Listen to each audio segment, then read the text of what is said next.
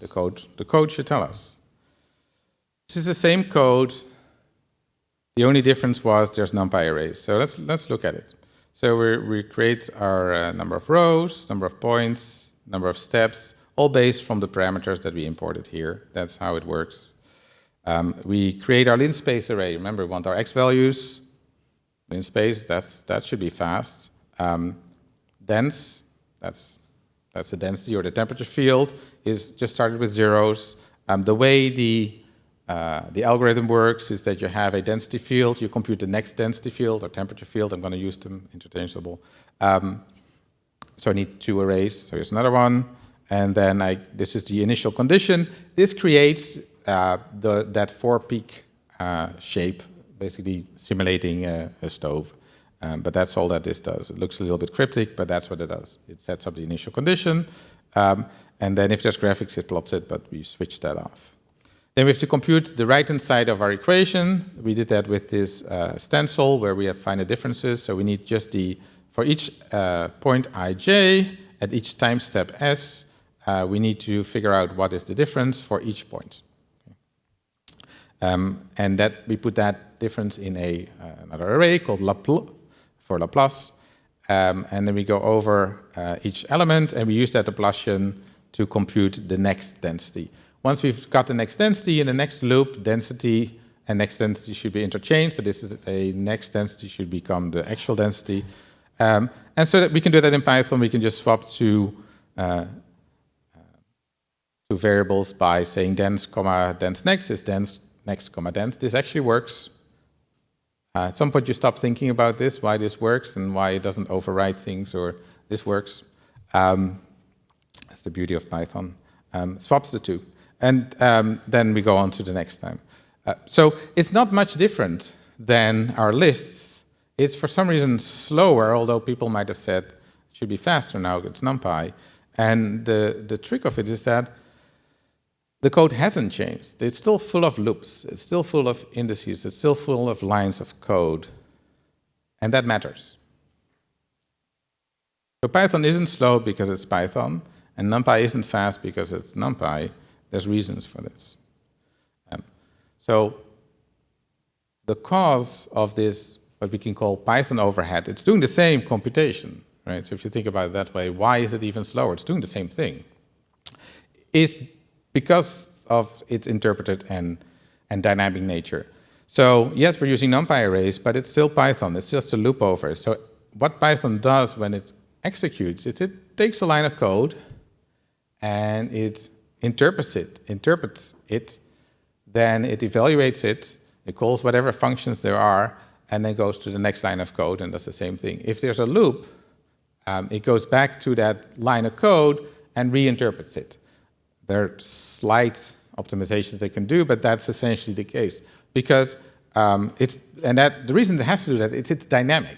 So a variable doesn't have a type, values have types. So when we have our variable dense, yes, it's an array, but Python doesn't know it's an array. It could also be an integer, it could be a float, it could be a list. So every time it has an expression that involves this dense variable, it has to check, what kind of variable is it? What can I do with it? So every variable has a constant check of its type, in a sense. And so what's happening is that, and that's why when you hit the line again, you can't quite be sure if not somewhere you change the type of your variable, because that's allowed. So there has to be constant interpretation, constant introspection of what am I supposed to do with this line? That's slow. It also turns out that integers in Python, that's just a fun little tidbit, are simulated.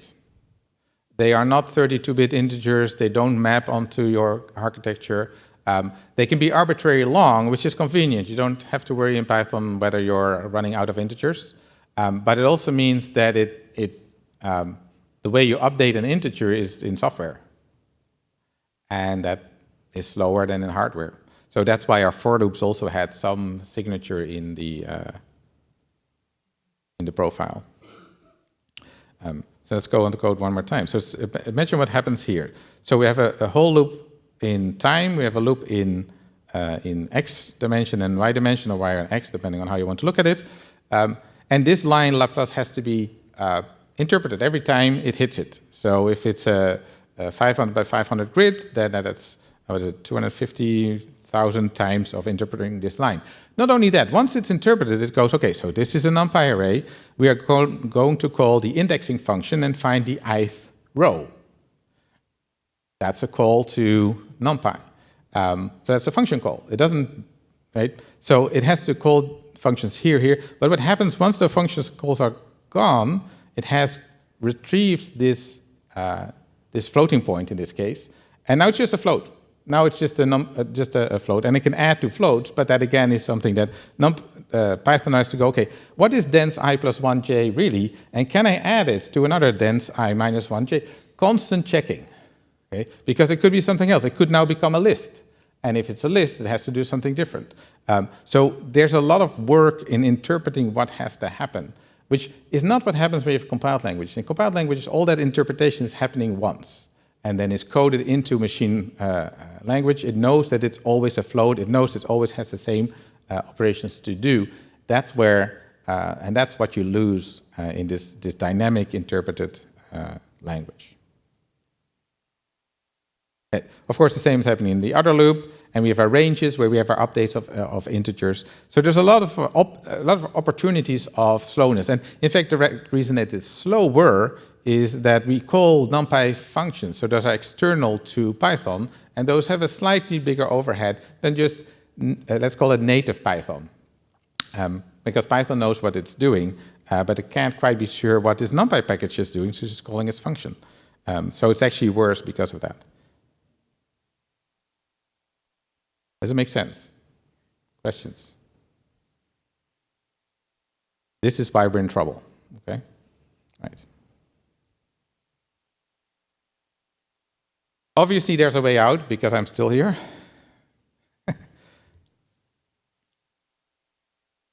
There's a reason people use NumPy. There's a reason why it is known as faster arrays. But we have to get rid of loops. We have to get rid of explicit indexing for every element. So we have to go into what is called a vectorized form of the same operations. What do I mean by vectorized? If you were in the other session, what they call vectorized and what we call vectorized will be very different. But vectorized means working on a whole array as one. So instead of, and again, an example is easier to understand. We have two lint spaces, so a range from 0 to 1, 101 numbers, another range from 1 to 2, and a ready-made array to receive 100 elements. I'm not quite sure why I did 100. Actually, I am sure, but whatever. So we're doing a loop over I from 0 to 99, and for each element we added them. That would be the non-vectorized way of doing it, and it has that for loop and that indexing that we know is slow. And we can do instead the following. The same A and B are defined. C is just A plus B. Remember, we chose these arrays because they can do element-wise operations, and so here we go. This does the same thing. If you had a shift, by the way, so if you needed to add A and B I plus 1, what would you do? It doesn't fit. It's not element-wise. The elements don't line up. But you can use what's called slicing. So you slice A from 0 to 100 and B from 1 to 101. And these are now new arrays, but they're not copies. They're just, so the elements are still stored at the same spot, but they are acting as if this array starts at the first element. And now they line up. So instead of explicitly shifting an index, you shift the whole array. That takes a little bit of thinking sometimes, especially if you have something that's written in the non-vectorized form, to think about how it works. You might need a whiteboard. You might have to draw things out, especially if it's multiple dimensions. But now, what have we achieved by doing this? Because this sounds actually a little bit more complicated if you're used to thinking in for loops. It's shorter. Shorter is not necessarily better, but it is better in the sense that there's less lines to interpret. There's also no for loop. So this line is interpreted once. It finds that, okay, A is a NumPy array, and there's a way to slice NumPy arrays, and that gives me a sliced NumPy arrays, or whatever that type might be. Two sliced NumPy arrays can be added. that's one function call again in NumPy. So I have a function call here, function call here, function call here, 3 function calls, and one to assign it to C, 4. Here, there's one function call, one function call, one function call, 4 function call times 100. So even just counting function calls, although they're not necessarily all the same, it should be 100 times faster. Furthermore, these functions here, yes, they will internally obviously have some sort of for loop. Right? What has to happen still has to happen. The addition still have to happen. But those are written either in C or in Fortran. And then, how shall I say this? Those functions that are NumPy functions here under the hood are actually just C functions that are wrapped around in some sort of way. So we're calling a function that is as fast as a compiled language. The calling itself could be slightly more expensive, but the functions themselves should be fast, and we have many less of those function calls. So we should get near C speed inside those functions, but we still have, of course, the Python level. Now, if you did this and if you timed this, these are such short arrays that you wouldn't see a difference, right? But let's try and do that for our actual code. Make sense? See if that works. So we can copy our slow array, but I'll show you I'm going to show you the code after I show you whether it's worthwhile. So the code originally, pure Python, was 200 and something seconds. The NumPy vectorized form, 2.3 seconds. This is why NumPy is so fast, but it only works if you work with whole vectors, 50 times speed up. So let's look at the code. See if I don't think I had it on a slide. Here we go. Oh, that's not good. That's better.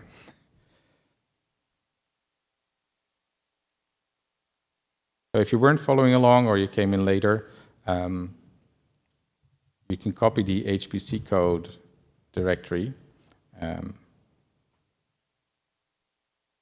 Does anybody need reminders on how this happened? Okay, good. And then there was a script in here to get my my interactive node. I might not need it just to look at the code, but let's get that started. Pending. You guys took all of them? No?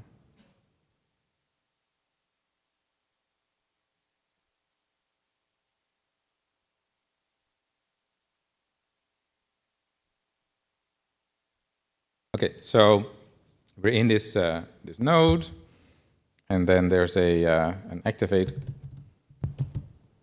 source file that I have to source, and now I'm in this Python HPC environment that has all of the packages in it.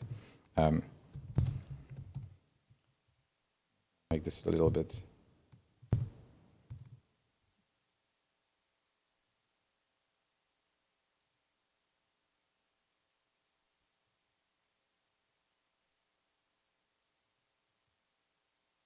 So you see, it's that Python, but if you're very curious, that is actually just something that.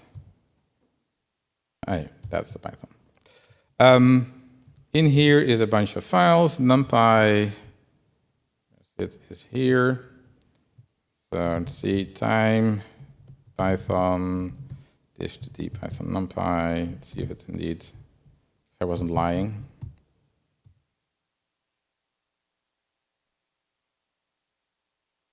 A little slower today for some reason. So what does it look like? I think this will have some.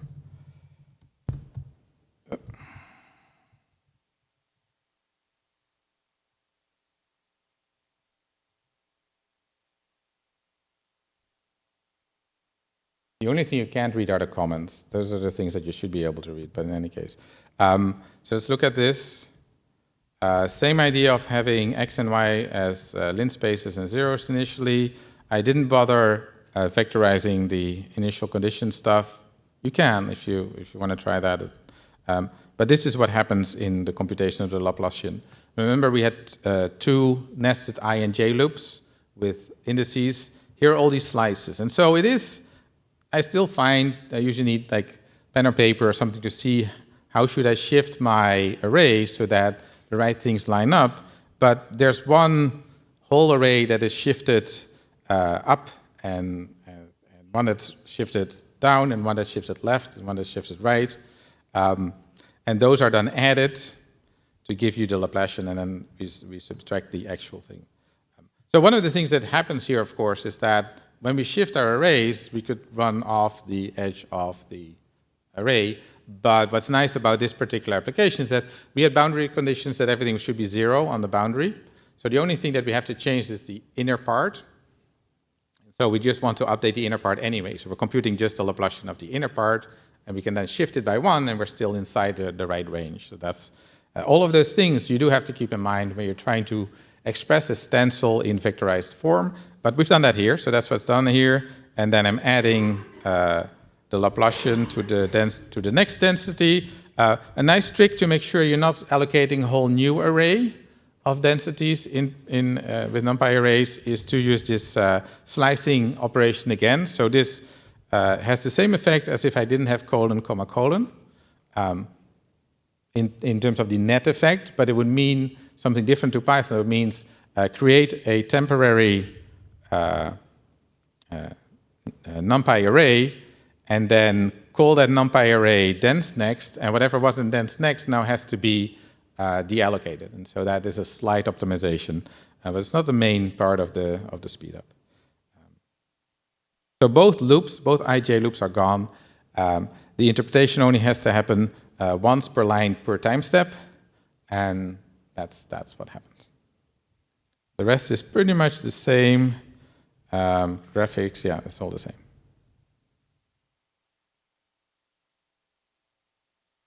I wonder if it's, let's try this. If we can run this through Scalene.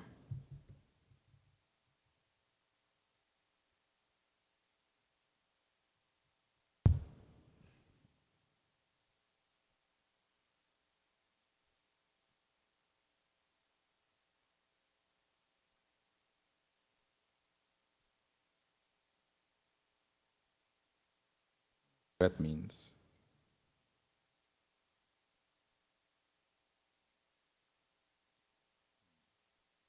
I actually expected more native code to pop up, but it doesn't seem to be happening. But it's red, and I don't know what that means. Sorry. Maybe that's the most important line or something. Anyway, it's much faster. Good stuff. Questions? Yeah.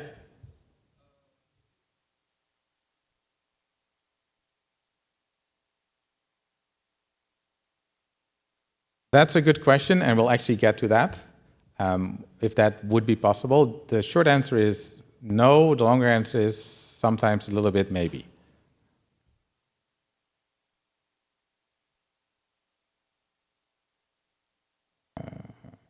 Okay, just to have a little reality check, but it's not too bad. We're still slower than the compiled languages, but we're, I would say, in the same order of magnitude, the same realm. So a half a second or 2 seconds is a very similar time scale. We're no longer 400 times smaller. And so I don't know if you remember, one of these sessions had a list of the speed of languages, and Python was somewhere on the 7th level, and then Fortran and C++ were in the top 5.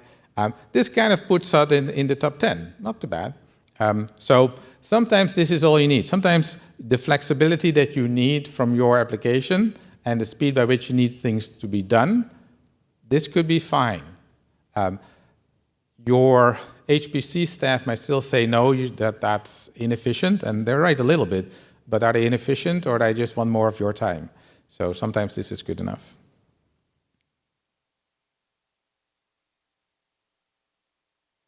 So to come to your question, what about Python? So you talk to your Python expert in your group, and you say, well, still a little bit slower than I want. And they say, well, you should just use Python. Why? Well, Python compiles your Python code. And so since the problem is that it's not compiled code, if you just run it through Python, it's faster.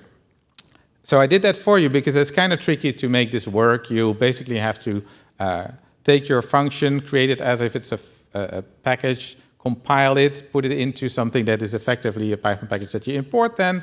And the reason I'm not going into that too much is that the result is rather disappointing in this case if that's all we do.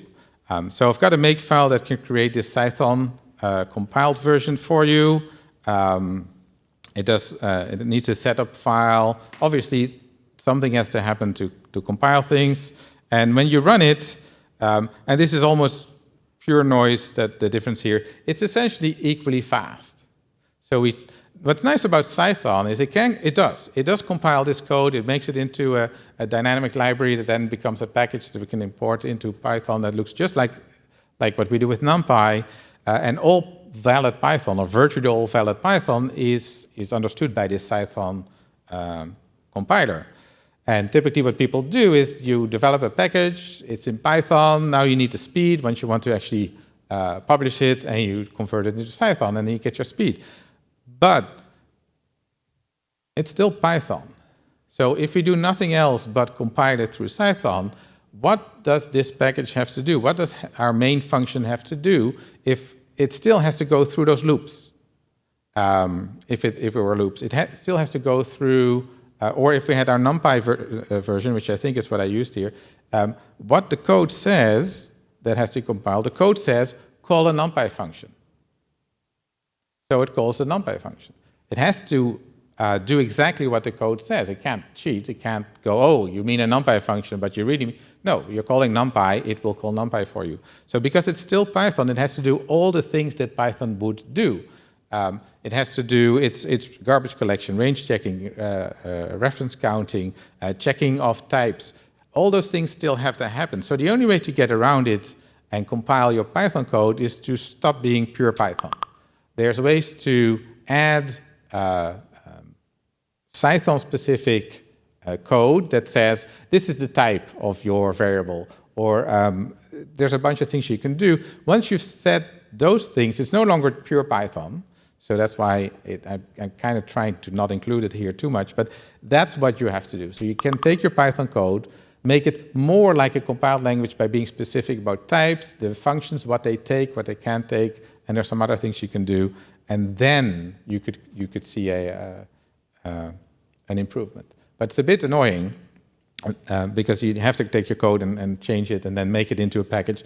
And that's why it is ideal for packages. Like if you know about the SciPy package, a lot of it's a scientific Python. It built upon NumPy, but it also has a lot of routines that are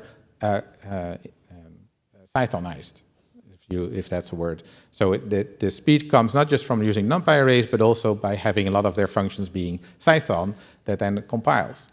So it's very much used in packages, but for your own code, it's a bit, you could do it. But if this is a package you're building, you should probably go this way. But if it's your application and you want to be able to be as dynamic as you were before, it's sort of not doing anything by itself. We are on the same, on an interesting track though, because it is true that if we could make it more like compiled languages, we should be able to get more speed up. And this one's not quite doing it out of the box. Okay, so we're going to take the stance. Yeah, that's a good spot to be in. Let's take the stance that we're good enough now. We will take our 5 times slowdown and we say this is fast enough for our serial speed. Remember, we were still running on a single core. Python was also running on a single core. Nothing was parallel yet. So we've increased by 2 orders of magnitude the speed of our code. But now if we want more speed up but not go away from our Python code, can we do anything in parallel? Can we use the other cores on our node? Can we use multiple nodes? That's what we're going to look at next. But before we do that, are there any other questions on what we've done so far? Yeah.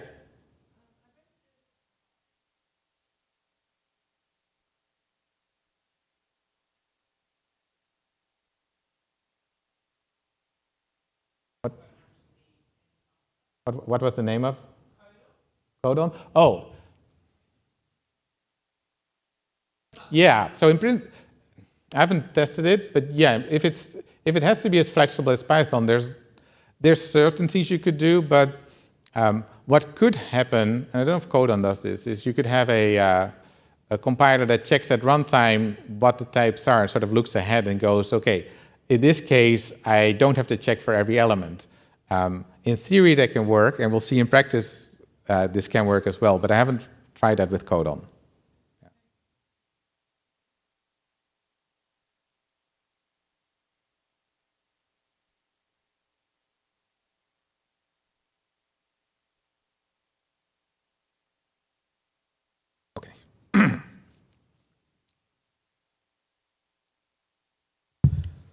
Parallel computing in Python. I'm guessing that's actually why you came, right?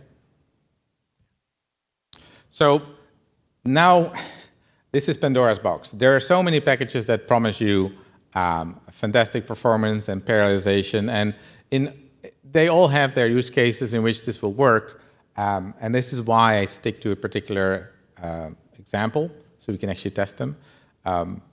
But even this example doesn't fit well with each package. So we're going to look at a few packages, some very briefly, where I didn't really have a time to adapt it to our case, or we're going to run out of time, we have only 1 hour left. But also a few where I know it works, but there's always caveats. It works, but only for these cases, or it works, but you have to do this, or it works, but because we're going to somehow deviate from the pure Python idea. If you're using NumPy, was sort of deviating it, but we're using NumPy functions, and those are just Python APIs. This is going to be slightly, we're pushing the edge. I want to stay in Python. All the code that I type should be Python code. It is possible to write C++ code, wrap it into Python wrappers and make that a package, and that is totally valid, but that's not what I want to do here. It's a Python session. Okay. So these are the few packages that I selected: NumExpr, Numba, multiprocessing, MPI for Pi.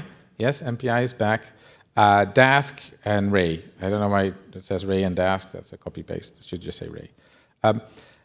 One of the things that is different in Python and sort of prevents some of the convenient methods that we actually have in compiled languages are the issues with threads in Python. So one way to use multiple cores in a machine, so you have machines, shared memory, multiple cores, is using threads. Different threads are executing different parts of your code, and then somehow they work together on a single program, and because all of the cores are busy, it speeds up your code.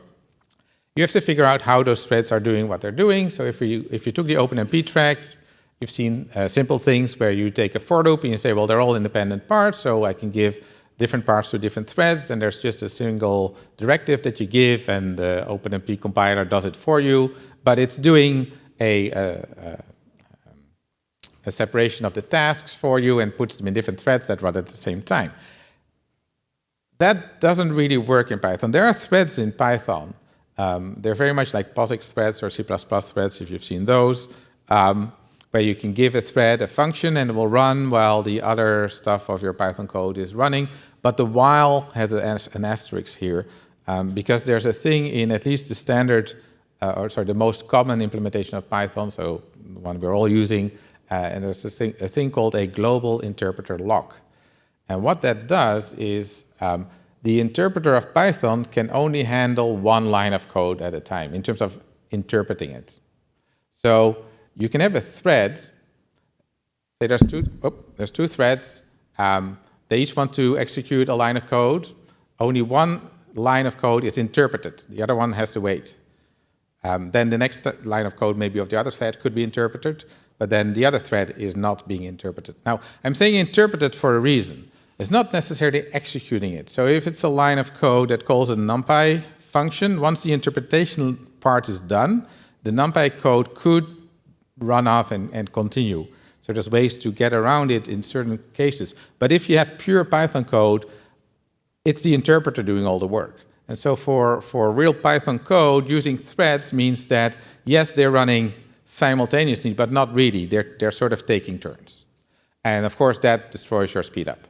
This can be very convenient for if you're writing a GUI and there's a computation going on in the background, but you still want to be able to respond to a click on a button or something like that.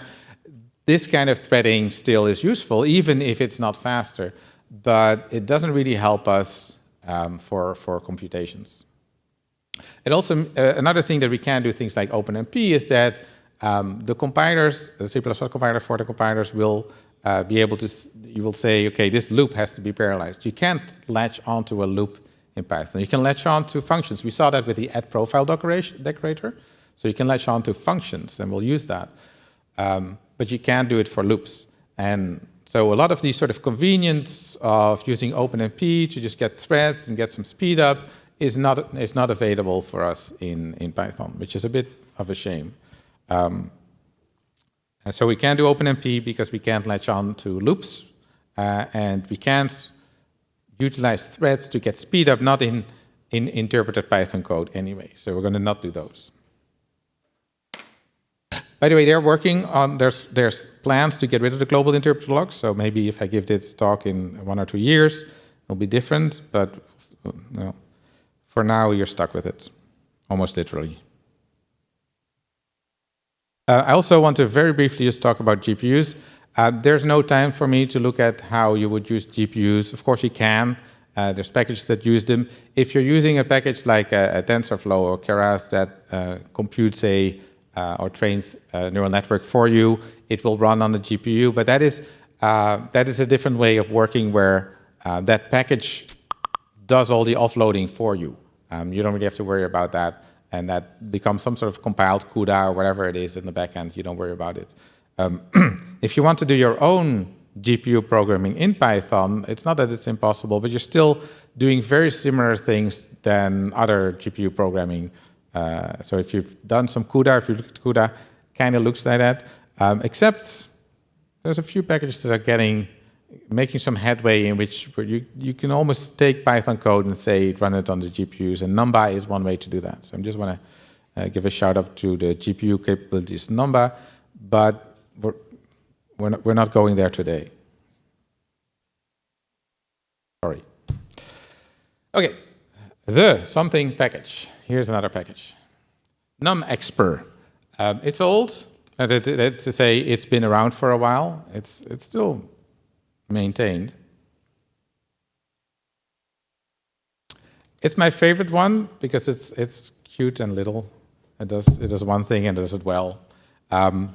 It's essentially a just-in-time compiler for NumPy expressions. So you can take a element-wise expression that is like a loop, right? Except we don't see the loop, and you would think, well, they're all independent operations. Can't we thread those? Can't we make those run in parallel? And the answer is NumExpr can do that for you. It's a bit funny because it has to compile that expression, so you give it as a string, but that's how it works. And so it does that one thing, element-wise operations on a NumPy expression in parallel. That's what it does. It doesn't do anything else. You can't put a for loop in there, no if statements, none of that. But because of that, it's pretty fast. So it can sometimes really speed up your calculations with very little work. This is why I like it. And it's the closest thing that I can think of to OpenMPing a loop in Python. What can it do? Very little. That's why it's fast. You give it an arithmetic expression, so a plus b, where a and b are vectors, or you can subtract them, you can multiply them, you can divide them, you can take the modulus, left shift, right shift, comparisons, those are available, taking the power, those are available. There's some functions that it can parallelize, so very typical trigonometric functions, a few special functions. And that's pretty much it. That's what it's good at. Element-wise parallelization, that's what we're after here. So what does it look like? I'm going to time my results. I'm going to take time from the time package. That's a built-in. But NumExpr, you would have to pip install. Take 2 arrays of random numbers. For the timing to be anywhere near meaningful, they have to be really large. And I'm creating an array of zeros that is ready to accept an answer of what? Well, we're going to compute a squared plus b squared plus 2a times b. So here's my expression. It's a NumPy expression, right? A and b are NumPy arrays. I can take the power of a NumPy array, and yes, it does what you think. It takes the square of every element and then add them. And then by using this time command, I can actually see how long it took. So this took 47 seconds, apparently. With numexpr, it's meant for doing it in parallel, but we can set a number of threads. So let's start first with its serial performance. So we set the number of threads to 1. And we're going to time the evaluation of the same expression. So we give that same expression. It's kind of magic, so it figures out, although this is a string, I give it to any.evaluate, any being numexpr. It looks at the string, it goes, oh, A and B, I found those variables, variables by those names, those are NumPy arrays, excellent, I know what to do with that. It compiles that, so it creates a little code, compiles it, compiles the for loop, and then runs it, and then puts the result back into C, and that took 11 seconds. So something really nice about this, that the compilation that we were asked about is giving us a speed up. This is not using parallelism, this is just speeding it up by combining the for loop. So why is it faster? You may think it is a NumPy doing essentially the same thing. These are also compiled codes, but not quite. A times B results in a NumPy array, so that has to be returned. Then I have to multiply the NumPy by 2, that's another function call. Then these are separate NumPy arrays. So there's a bunch of extra function calls there anyway, which this can omit, right? It's just compiled. Okay, so now let's parallelize it. Let's set the number of threads to, say, 4, and do it again. And yep, it's faster still. 8, and I got to slow down. I'm not quite sure why it's slower, but there's going to be a limit to how fast it can be because the compilation takes some time. Things have to be stored anyway, so stored back into C. So there's a certain part of the of a cat. So there's some. This actually surprised me that it's slower, but usually you see a plateauing.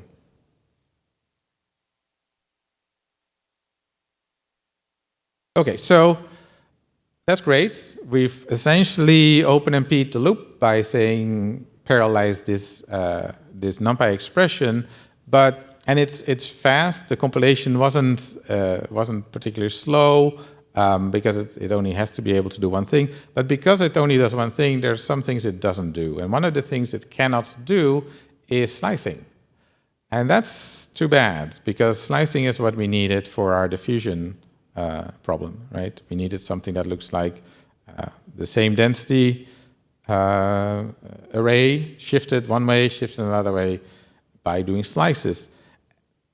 numexpr just doesn't know what those are. And if it did know what they are, it would have to spend more time compiling. So that might actually defeat the purpose. So there's a trick to make this work, but this is one of those, it works, but you have to do something. So what you have to do is make this into an expression that looks like A plus B plus C plus D minus E, where those are actually names of NumPy arrays that themselves were sliced. So that's the trick. You have to put them in a form that they look like normal NumPy arrays, where all of the things are aligned, and then I can do that. So you want to be careful with that, because the last thing you want to do is copy the whole array over to a new array. That would be one way, right? You copy the data that you want, shift it, put it in a new array, and give that array. That would work, but the copying of all these elements would take time as well. So memory copying is not cheap either.